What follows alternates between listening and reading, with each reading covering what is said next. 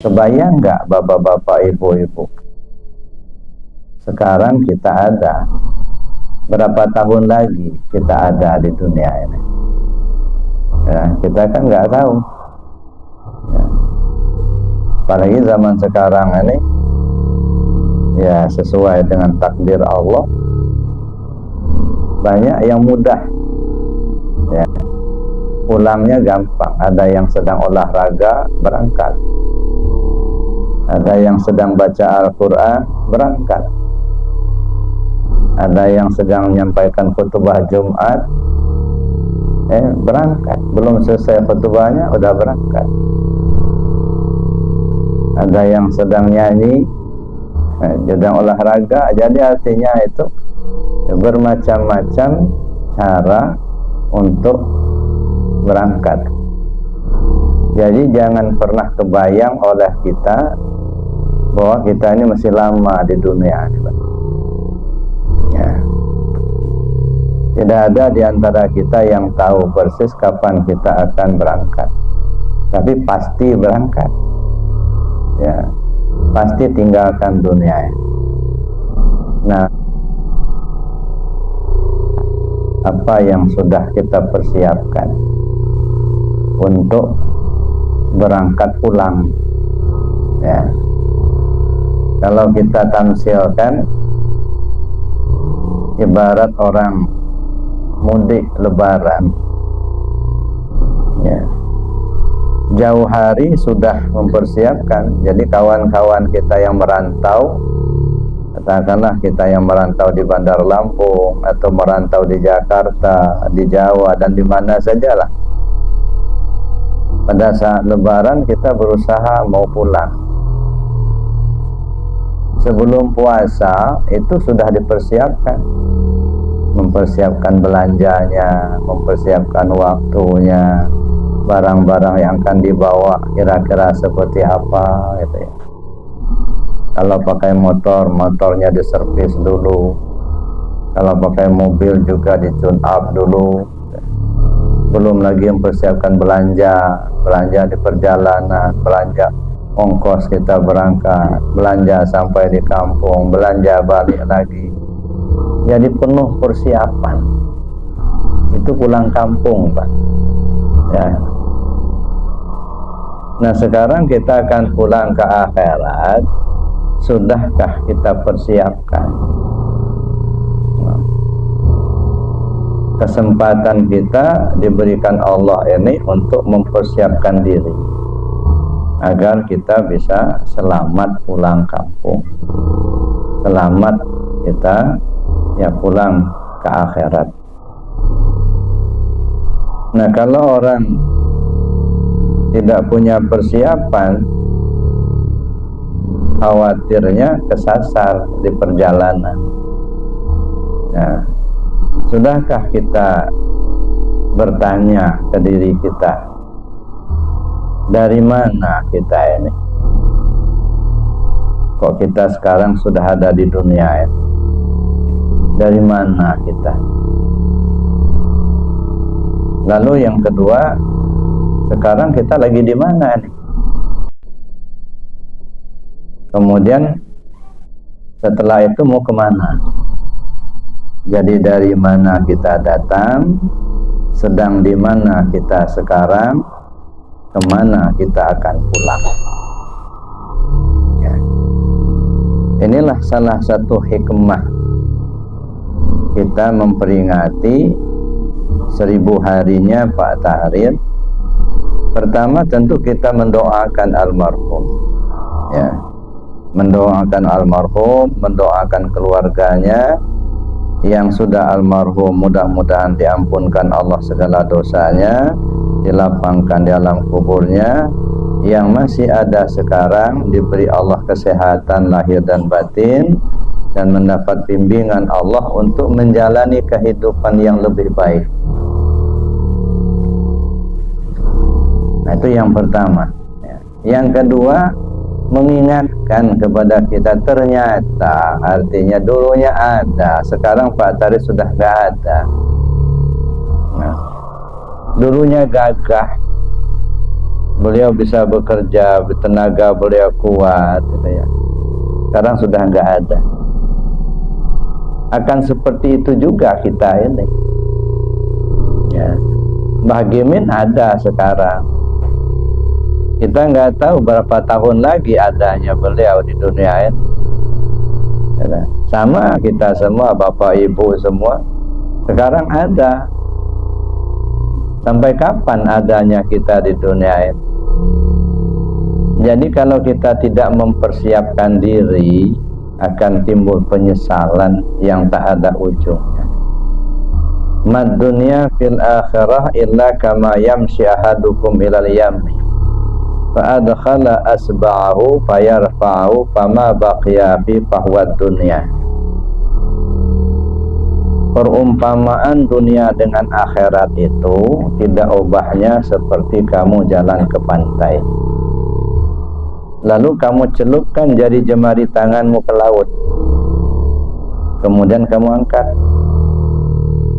Air laut yang membasahi jari jemari tanganmu itulah contohnya dunia.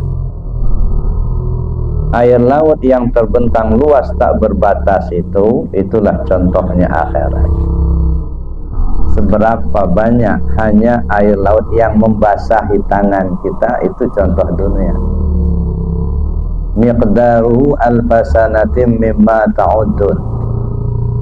Ukuran dunia dengan akhirat itu, satu hari di akhirat 1000 tahun di dunia. Ya, bukan 1000 hari Pak, 1000 tahun. Ya. Jadi kalau Bapak hidup 1000 tahun, cuman hidup sehari di akhirat. Sedangkan di akhirat tak ada batasnya lagi.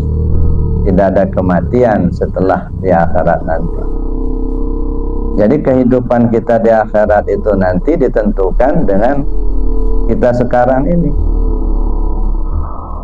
Ingin baik kita di akhirat nanti, sekaranglah masanya kita mempersiapkan diri.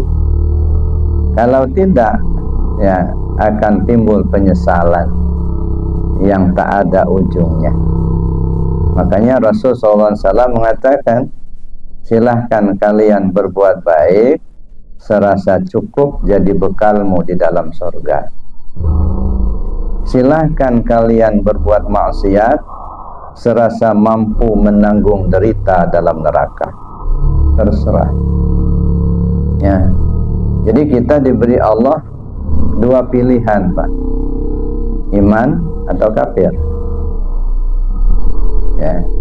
Kalau iman itu artinya kita menyerahkan diatur oleh Allah, siap diatur. Itu namanya kita beriman kepada Allah. Tapi kalau kita beriman kepada Allah tidak mau diatur oleh Allah, itu bukan beriman. Makanya jangan abu-abu, Pak. Kalau iman beneran, kalau enggak kafir aja sekalian. Kalau kafir itu kan enggak diatur oleh Allah, silakan. Yang wajib sholat itu kan yang beriman, yang wajib puasa yang beriman. Yang kafir enggak wajib sholat, enggak wajib puasa. Ya. Jadi orang beriman itu artinya menyatakan untuk diatur oleh Allah. Ini halal, ambil. Ini haram, tinggalkan. Ini perintah, laksanakan. Ini larangan, jangan lakukan. Gitu kan. Jadi itu aturan. Jadi kalau kita orang beriman ini artinya orang yang siap diatur. Ya. Tapi kalau nggak siap diatur supaya tidak abu-abu, ya kafir aja sekalian. Kalau kafir itu ya nggak diwajibkan sholat, nggak diwajibkan puasa, gitu ya. Nggak dilarang dia judi, nggak dilarang dia maling. Ya. Nanti di akhirat juga nggak ada perhitungan, nggak usah dihitung-hitung, langsung aja masuk neraka. Kalau orang beriman, nah dihitung dulu. Kalau memang betul-betul pasrah, nyerah, udah aman. Nah, tapi kalau abu-abu, nah kadang-kadang sholat, kadang-kadang enggak, gitu ya. dilarang judi malah dikerjakan judinya, dilarang maling malah dia maling, tapi beriman katanya. Nah ini malaikat bingung juga ya nih. Ini orang beriman apa orang kafir? Nah, maka dihitung dulu seberapa banyak amalnya, seberapa banyak dosanya. Tapi kalau ada iman, Pak, walaupun sebesar zarrah, sebesar biji sawi, insya Allah masuk surga juga, Pak. Kalau ada iman, walaupun banyak dosanya, tapi kalau ada iman di hatinya, insya Allah masuk surga juga. Cuman berapa lama masuk neraka dulu, nah ini yang kita nggak tahu. Jangan akan lama-lama, sebentar aja sudah nggak ketulungan, sudah nggak kuat. Ya, maka kita minta kepada Allah supaya dihindarkan dari api neraka. Rabbana atina fid dunya hasanah wa fil akhirati hasanah wa qina azabannar. Ya Allah, berilah kebaikan kami di dunia, kebaikan di akhirat, terhindar dari api neraka. Kapan kita dapatkan itu? Jangan nunggu mati, Pak. Sekarang, ya. Rabbana atina fid dunya hasanah. Ya Tuhan kami, berilah kami kebaikan dunia dan berikan pula kepada kami kebaikan akhirat, hindarkan kami dari api neraka. Kapan? Jangan nunggu mati, sekarang. Kebaikan dunia mana? Ini kebaikan jasad kita. Ya. Kebaikan dari zahir, terpenuhi sandang, pangan, papan. Ini kan kebaikan dunia. Ini kan dunia. Jasad ini dunia. Kebaikan akhirat mana? Ruh kita, ketenangan jiwa. Ya. Jadi kebaikan dunia itu arahnya kepada jasmani, terpenuhi sandang, pangan, dan papan. Senang. Orang senang belum tentu tenang, Pak. Walaupun banyak duitnya, rumahnya bagus, mobilnya mewah, apa dia sudah tenang? Belum tentu. Malah kadang-kadang justru mobilnya mewah, rumahnya bagus, malah nggak tenang, Pak. Kenapa? Mikirin kredit. Tiap bulan mau ngansur, gitu. Lahirnya saja kelihatannya mewah, gitu ya. Tapi batinnya belum tentu tenang.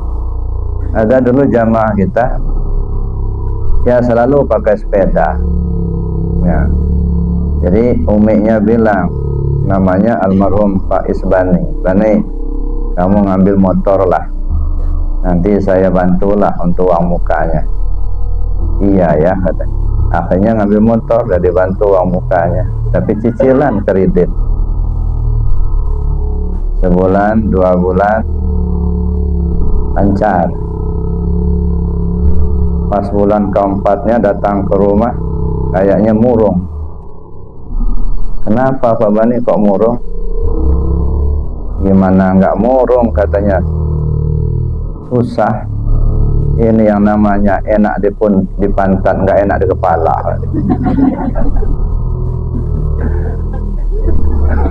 Rupanya mikirin cicilan, rupanya. Enak di pantat, nggak enak di kepala. Masa? Tapi kelihatannya gagah, udah bawa motor.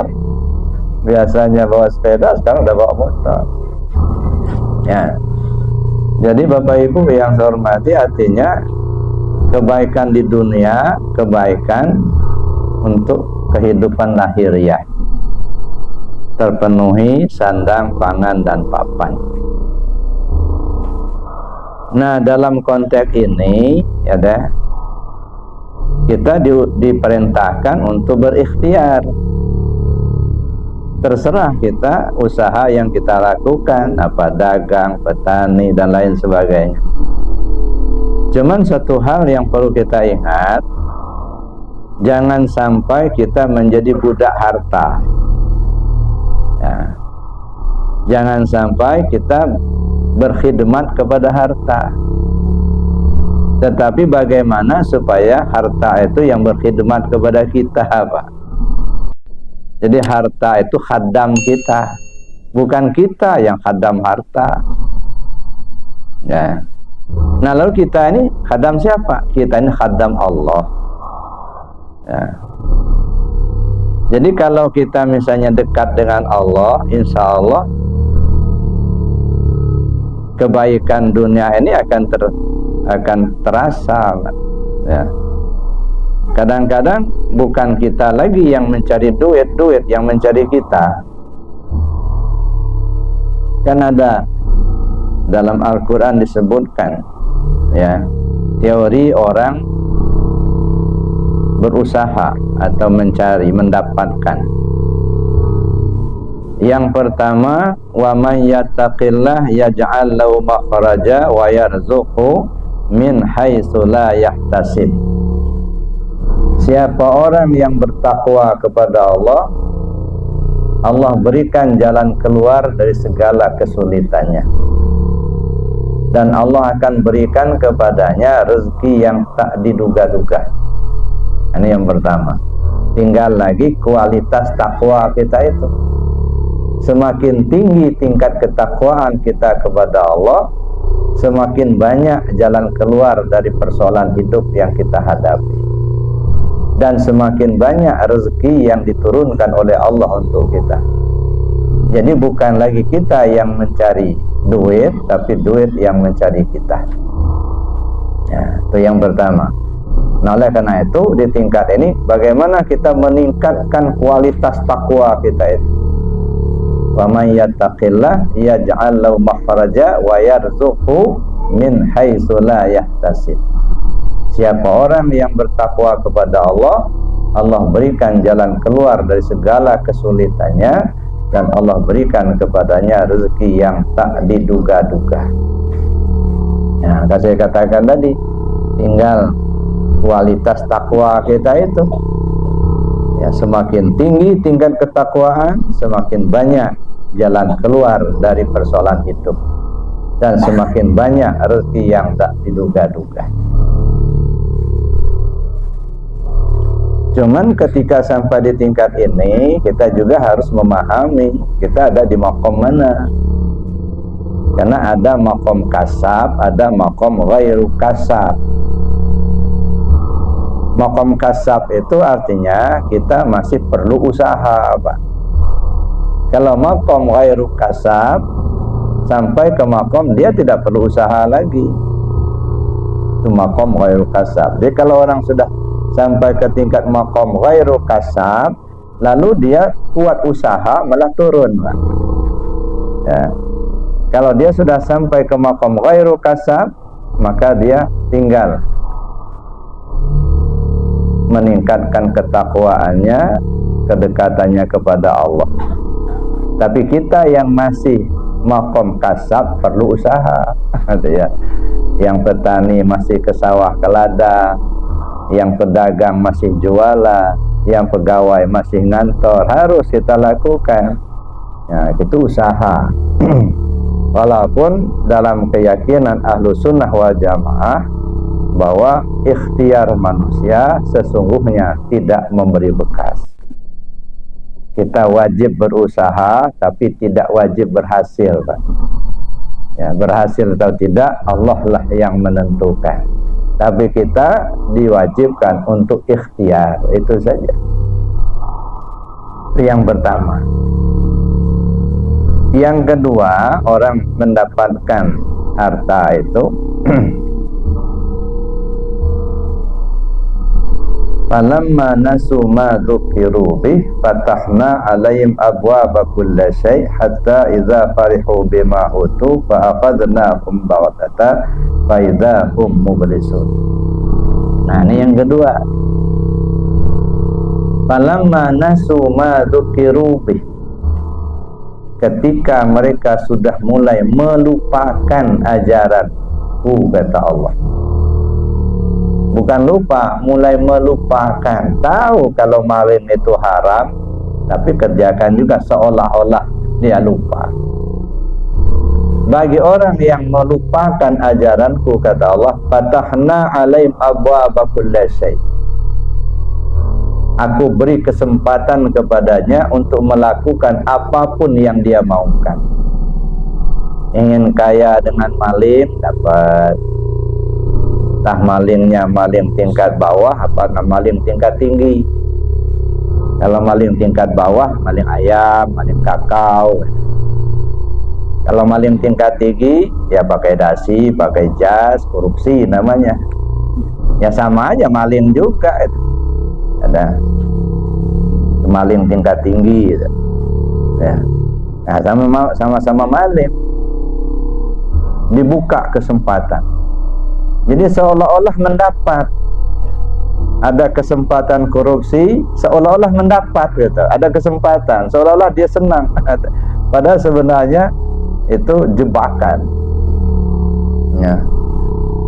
Diberi kesempatan yang lebar.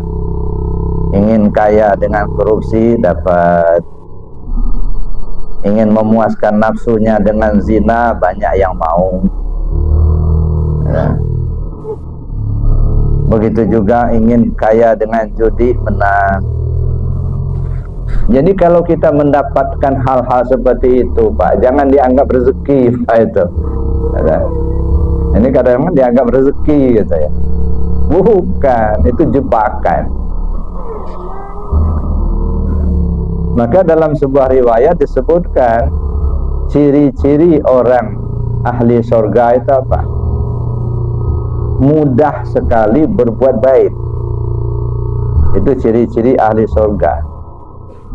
Mudah sekali berbuat baik. Gampang dia bangun tengah malam sholat, gampang sekali walaupun sudah kerja berat siang harinya, nyenyak tidur, tapi bangun gampang. Gampang sekali bersedekah, nggak mikir-mikir, nggak ada duit sedekah, ada duit tolong orang, gitu ya. Pokoknya gampang sekali berbuat baik. Baik berbuat baik untuk dirinya, berbuat baik untuk keluarganya, berbuat baik untuk orang lain. Mudah berbuat baik, ada saja kesempatan. Itu salah satu ciri ahli surga. Ciri ahli neraka itu apa? Gampang sekali berbuat maksiat. Ya. Mudah sekali. Baru terbetik di hatinya mau maling, ada kesempatan.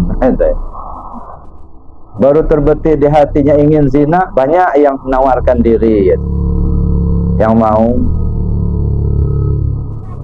Kadang-kadang gampang sekali mulut ini ngomong-ngomongin orang, gampang berbohong, gampang membuli orang, gampang memfitnah orang. Nah, ini salah satu ciri ahlun nar. Jadi ahli neraka itu apa? Gampang berbuat maksiat, baik maksiat zahir maupun maksiat batin. Nah, jadi itu kita coba introspeksi diri kita nih. Nah, yang mudah kita berbuat yang mana? Berbuat baik atau berbuat tidak baik? Kadang-kadang orang lebih milih berbuat yang tidak baik, Pak. Maling itu kan susah, Pak. Ngintip-ngintip dulu. Susah itu. Ada apa enggak orang ngelihat. Keluarnya tengah malam. Ada. Mau masuk penjara itu susah, Pak. Tapi banyak yang mau. Ada. Sudah maling ketangkap, enggak langsung masuk penjara. Bawa kantor polisi dulu, diinterview dulu, sudah tahan sementara, sudah itu baru disidangkan, sudah diputuskan, nah baru masuk penjara. Kan susah. Orang mau masuk penjara itu susah, tapi banyak yang mau.